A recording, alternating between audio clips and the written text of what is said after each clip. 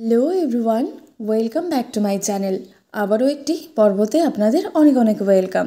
এই পর্বে আমরা আপনাদের সাথে শেয়ার করছি একদম কোনো রকম মোমো মেকার ছাড়াই ঘরোয়া পদ্ধতিতেই মোমোর রেসিপি, যা খেতেও হয়েছে একদম দুর্দান্ত স্বাদের আর দেখতেও হয়েছে বাজারের মতোই। এই মোমোর রেসিপিটি আজকে আমরা প্রায় 4 জন মিলেই এটি তৈরি করেছি। তো চলুন আপনাদের সাথেও এটা শেয়ার করছি। তো আজকে আমরা এই মোমোগুলো পেঁপে দিয়ে বানাচ্ছি। তো সেই কারণেই এখানে 4টা বড় পেঁপে নিয়েছি এবং এই পেঁপেগুলোকে কেটে নিচ্ছি। আপনারা চাইলে এখানে পেঁপের পরিবর্তে বাঁধাকপিও ব্যবহার করতে পারেন। তো এই দিকে পেঁপেগুলো সবগুলোই কেটে নিয়েছি আমরা। এইবার একটা গ্রেটারের সাহায্যে এই পেঁপেগুলোকে গ্রেট করে নিচ্ছি।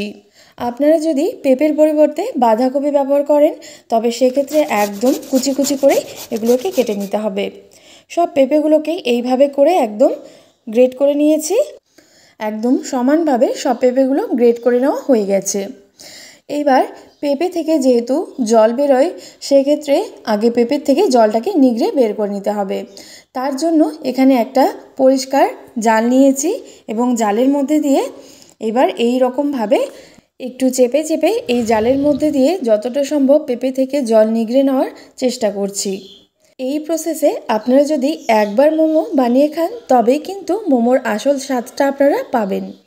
অন্যদিকে আমি পেঁয়াজ বড় সাইজের 5টা কুচি করে নিয়ে সেটাকে যতটা পরিমাণে জল নিগড়ে নেওয়ার সেটা জল নিগড়ে নিয়েছি। তারপর একটি বড় পাত্রের মধ্যে সেই পেঁয়াজ কুচি আর জল ছাড়ানো গ্রেট করা পেঁপেগুলো দিয়ে দিচ্ছি পরিমাণ মতো লবণ, আর দিয়ে দিচ্ছি এখানে আদা বাটা এবং রসুন বাটা। এখানে আদা এবং রসুন আপনারা চাইলে গ্রেট করেও ব্যবহার করতে পারেন। অন্যদিকে মোমোর স্বাদকে আরও দ্বিগুণভাবে বাড়িয়ে তোলার জন্য এখানে আমি বাটার নিয়েছি এবং বাটারটাকে একদম পুরোপুরি মেল্ট করে এর মধ্যে দিয়ে দিচ্ছি। এরপর দিয়ে দিচ্ছি এখানে ধনেপাতা কুচি। মোমোর স্টাফিং যত বেশি ভালো হবে তত বেশি কিন্তু মোমোগুলো খেতে আরও বেশি ভালো হবে। এখানে একদম মোমো স্টাফিং তৈরি হয়ে গেছে। এবার এটাকে কিছুক্ষণের জন্য একটু সাইডে রেখে দিচ্ছি। অন্যদিকে এবার ময়দাটাকে মেখে নেব। তার জন্য এখানে 1/2 কিলো ময়দা নিয়েছি এবং অল্প অল্প করে জল দিয়ে ময়দাটাকে মেখে নিচ্ছে। অল্প অল্প করে জল দিয়ে ময়দাটাকে মেখে নিতে হবে। একদম রুটির মতো যে ডো হয় সেই রকম করা যাবে না, একদম একটু শক্ত শক্তভাবেই এখানে মেখে নিতে হবে। আশা করি দেখেই বুঝতে পারছেন এটি কতটা একটু শক্ত শক্তভাবে মেখে নিয়েছি। এই দিকে মোমোর চাটনিটাও তৈরি করে নিচ্ছি। তার জন্য শুকনো লঙ্কা সেদ্ধ করে এইবার একটা মিক্সিং জারের মধ্যে তুলে নিয়েছি এখানে ভেজে রাখা বাদাম, সামান্য একটু জল এবং বিট নুন দিয়ে এটার একটা পেস্ট তৈরি করে নেব। তৈরি কিন্তু হয়ে গেল একদম মোমোর এই ঝালঝাল চাটনি। এইবার এই দিকে রেস্টে রাখা ময়দাটাকে আবারও হাত দিয়ে একটু ঠেসে নিচ্ছে। এবার ঠিক এই রকমভাবে একটু লম্বালম্বি করে ছোট ছোট করে মোমোর জন্য লেচিগুলো তৈরি করে নিচ্ছে। খুব বেশি বড় হয়নি আবার খুব বেশি ছোট হয়নি, একদম মিডিয়াম মাপের করে এখানে মোমোর লেচিগুলো করে নিয়েছে। মোমোর জন্য লেচিগুলো কেটে নিয়েছে।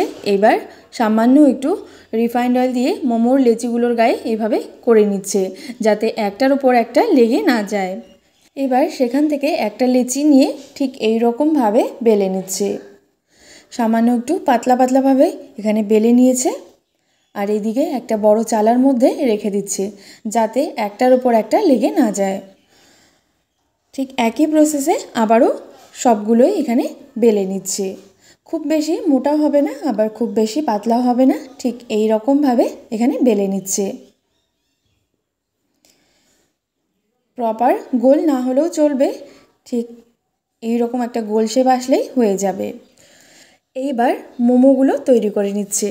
তার জন্য মোমোর পুর প্রথমে আগে ভরে নিয়ে ঠিক এই প্রসেসে মোমোর ডিজাইনগুলো তৈরি করে নিচ্ছে।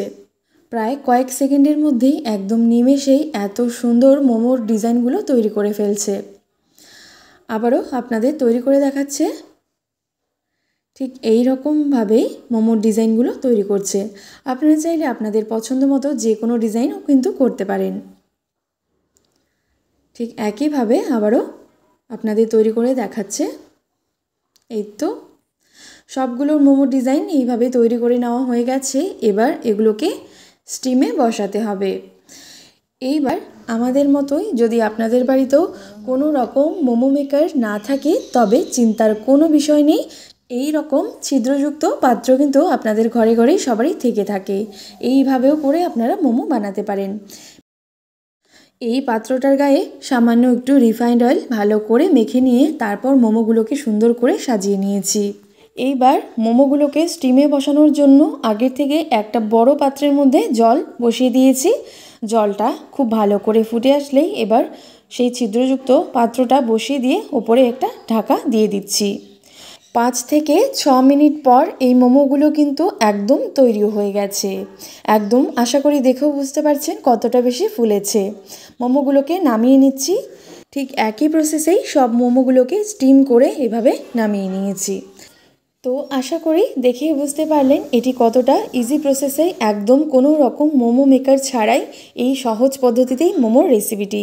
আর এটি খেতে এত বেশি টেস্টি এবং মজাদার যা আপনারা না বানালেই বুঝতেই পারবেন না। দেখতেও যেমন সুন্দর হয়েছে তেমনি খেতেও কিন্তু একদম 10 গুণে ভালো খেতে। আর এটি আপনাদের একটু ভেঙে দেখাচ্ছি ভেতর থেকে কত সুন্দরভাবে সব কিছু একদম স্টিম হয়ে গেছে।